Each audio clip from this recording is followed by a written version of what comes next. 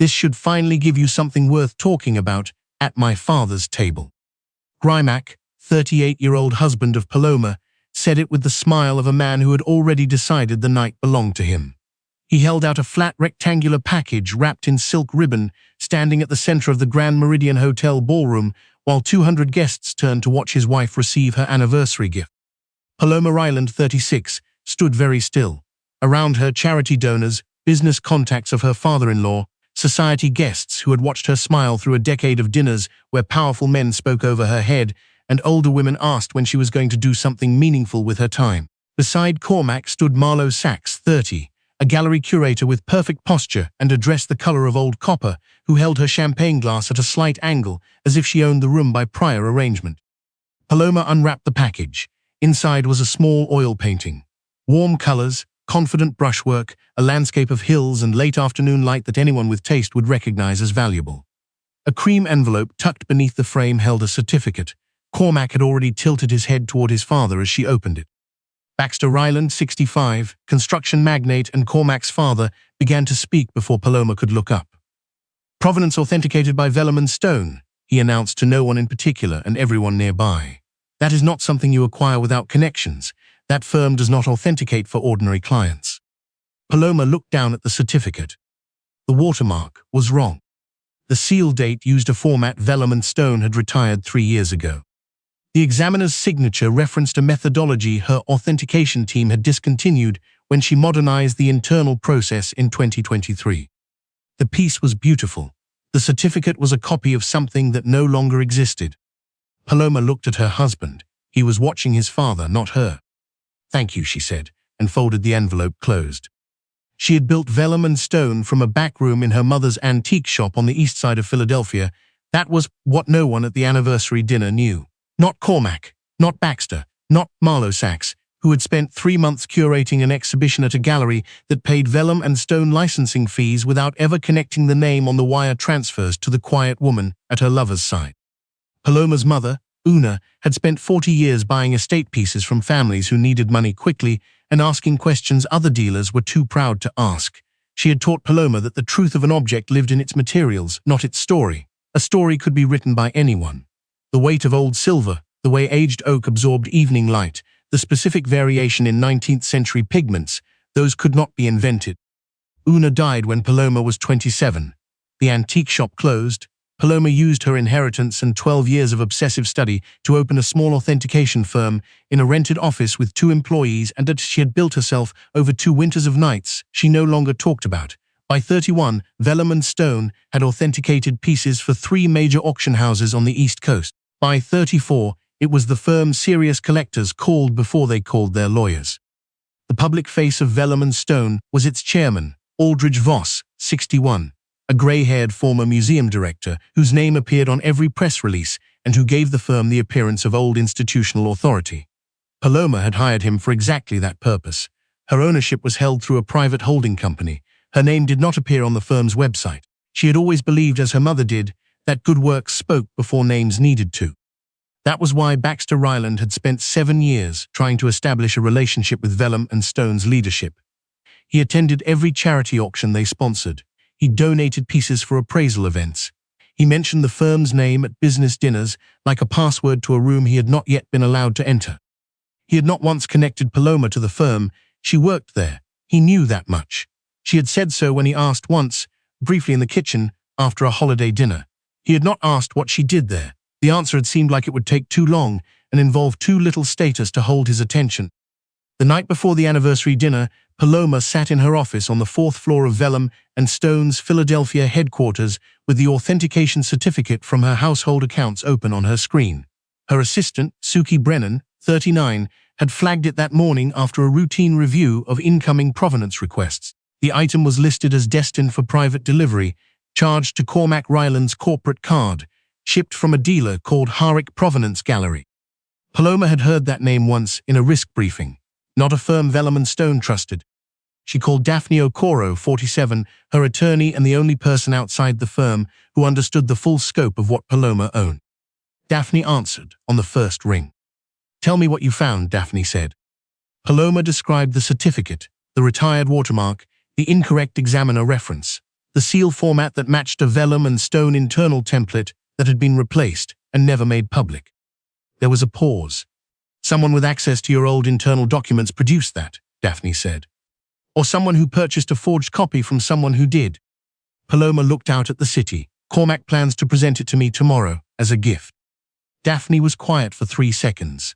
And you want to know if this connects to anything else? I want to know everything it connects to, Paloma said. She had already suspected something was wrong.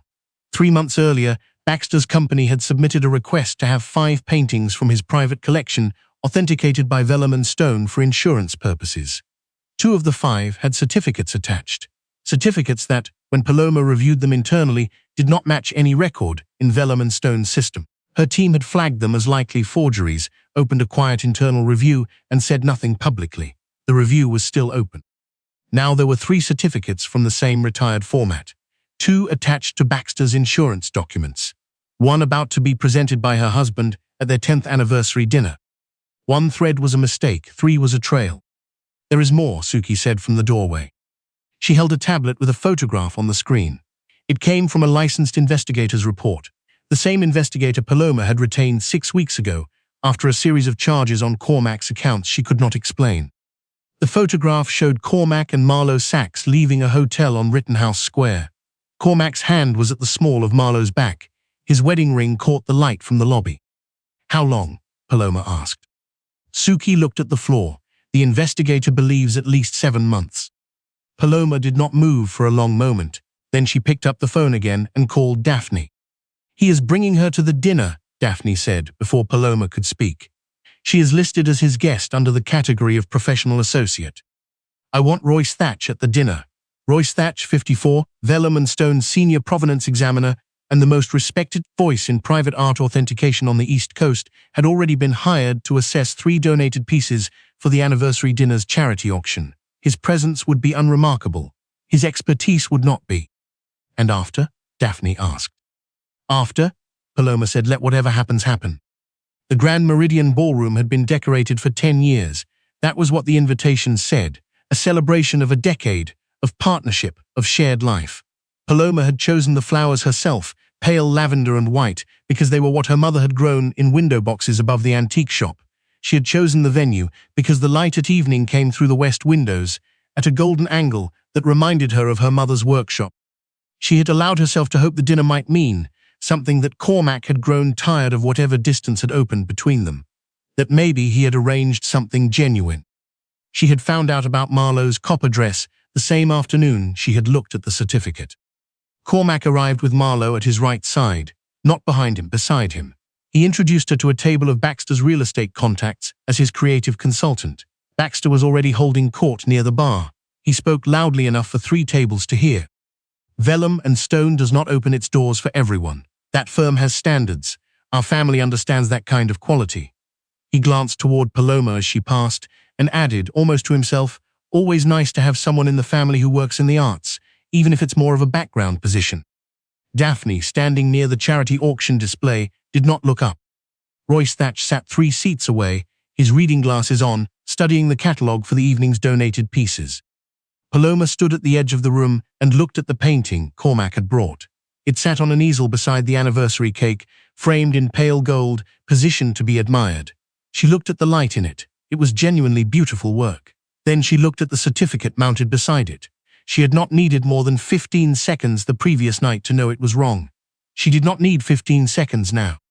The evening moved the way these evenings always move. Champagne, careful laughter, the sound of Baxter's voice filling every quiet. Marlowe stood close enough to Cormac that no one in the room missed the implication.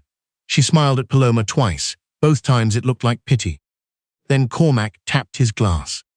He spoke warmly, the way men do when they have rehearsed their cruelty and dressed it in generosity. He said that 10 years was a long time. He said Paloma deserved something that reflected the world she had always admired but never quite belonged to. He said the painting had been verified by the most respected provenance firm in the country. He said he hoped it would make her feel at home in rooms like this one. The room smiled. Baxter nodded with the satisfaction of a man who had approved the script. Marlowe's expression did not change. Paloma accepted the painting with both hands. She looked at the certificate. She turned the frame slightly and checked the back left corner, where Vellum and Stone's senior examiners placed a secondary verification stamp too small to copy without the actual instrument. There was no stamp. She raised her eyes and said quietly, "Before I say anything, may I have the provenance examined?" Cormac laughed. It was the kind of laugh that assumed she was embarrassed and doing her best to manage it. "If it makes you feel better." Baxter waved toward the painting. "The certificate is from Vellum and Stone. There is nothing to examine." Marlowe leaned slightly toward Paloma and said, low enough that only she could hear, "Some women need a certificate just to understand the value of what they've been given." Paloma looked at her, said nothing, then turned to the room. "Mr. Thatch," she said, "would you come look at this?" Royce Thatch rose from his chair. The room changed the moment Royce put on his gloves. The music had stopped without anyone deciding to stop it. Waiters stood still with trays in their hands. 200 guests watched a silver-haired man in a dark suit lift a painting from an easel and place it on a covered table with the particular care of someone who understood that the next few minutes would be talked about. He examined the frame, the joinery, the canvas tension, the aging pattern in the priming layer. He examined the pigment under his loupe. He read the certificate for a long time. Cormac shifted his weight. "Well?" Royce placed the certificate flat on the table. He spoke clearly, without drama, in the tone of someone who wanted the record to reflect exactly what was said. "This painting is not without value. The work itself is genuine, likely early 20th century, modest provenance." A pause. "However, this certificate was not issued by Vellum and Stone. The watermark references a format the firm retired in 2021. The examiner designation listed here was an internal classification discontinued after a system overhaul. These details are not in any public record. Whoever produced this document had access to Vellum and Stone's old internal materials." The silence was complete. Baxter's face had gone the color of cold ash. "That is impossible," the dealer guaranteed. "The dealer sold a forged document," Royce said. "I cannot speak to intent, I can speak to what I see." He held up the certificate. "This format, this specific combination of watermark and series designation, has appeared in other documents my firm has been asked to review. Documents connected to insurance valuations submitted by a company registered to Baxter Ryland." The room exhaled. Baxter stepped forward. "You have no authority to make that claim in this setting." "I am not making a legal claim," Royce said. "I am identifying a pattern. Legal claims are made in other rooms, but I would recommend calling your lawyers before morning." Cormac pulled Paloma aside near the anniversary cake, untouched, still perfect, its lavender flowers already softening at the edges. He said she had humiliated him. He said she had used their anniversary to settle some private grievance. He said she had no idea what she had started. Paloma looked at the cake for a moment. She thought about choosing those flowers. She thought about what she had believed this dinner might be. 2 weeks ago, when she still gave that belief room. She looked at Cormac. "You said I have never belonged at your father's table," she said. "You brought your girlfriend to our anniversary dinner. You gave me a forged certificate and called it the finest thing I had ever received." She kept her voice even. "Those forged certificates connect to documents your father has been using to inflate assets he has borrowed against for years." Cormac's jaw tightened. "You don't know what you're talking about." "I know every format Vellum and Stone has ever used," Paloma said, "because I built the firm." Several guests close enough to hear had stopped pretending to look elsewhere. Vellum and Stone was founded by Una's daughter, with Una's insurance settlement and 12 years of work that began in a rented office the size of a good closet. The holding company that owns majority stake is in my name. Aldridge Voss chairs the board because I hired him. Every authentication Vellum and Stone has issued in the past 9 years passed through my final review. She picked up the certificate from the table where Royce had left it. "The firm your father has spent 7 years trying to impress," she said, "belongs to the woman he told to find something meaningful to do with her time." Cormac's credit cards declined for the first time on a Thursday morning at a restaurant on Walnut Street where he had taken meetings without incident for 4 years. He tried 2 cards, both declined. The waiter was kind enough to look elsewhere while Cormac stared at his phone. The lenders had moved within 48 hours of the anniversary dinner. Baxter's insurance documents contained 3 forged Vellum and Stone certificates connected to paintings he had listed as collateral on 2 commercial loan instruments. When Royce's formal report reached the underwriters, the loans were frozen pending verification. When verification failed, 2 of Baxter's development projects stalled. A third partnership dissolved without announcement. The news did not arrive in a single crash. It moved the way financial trouble moves, through quiet emails, cancelled meetings, assistants who stopped returning calls. Cormac's name was on one of the personal guarantees. He had signed it 3 years ago because Baxter had called it a formality. He had signed without reading carefully because he had trusted the fortune he had spent his entire adult life orbiting. Marlowe Saxe's name appeared in Daphne's legal filings as a witness to the acquisition of the forged certificate. She had accompanied Cormac to the Harwick Gallery. Her gallery's licensing arrangement with Vellum and Stone was suspended pending review of what she had known and when. 2 brand partnerships ended. A profile piece scheduled for a design publication was killed without a word. At Vellum and Stone, nothing was announced and nothing was rushed. Documents were preserved. Royce completed his formal report. Daphne filed the appropriate notices. The internal review that had been opened since Baxter's first insurance submission was closed, with findings. Paloma did not speak to the press. She did not post anything. Her name as CEO of Vellum and Stone became public through the legal filings, through nothing she had chosen to say about herself. That was in its way the most frightening part for Cormac. If she had screamed, he could have called her unstable.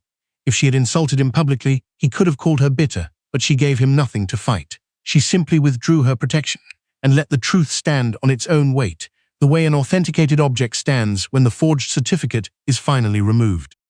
She did not destroy him by attacking. She destroyed him by no longer saving him. He understood that slowly in the silence of cancelled meetings and empty weekends, and the understanding arrived like a door closing in every room of his life at once. She signed the divorce papers on a Tuesday.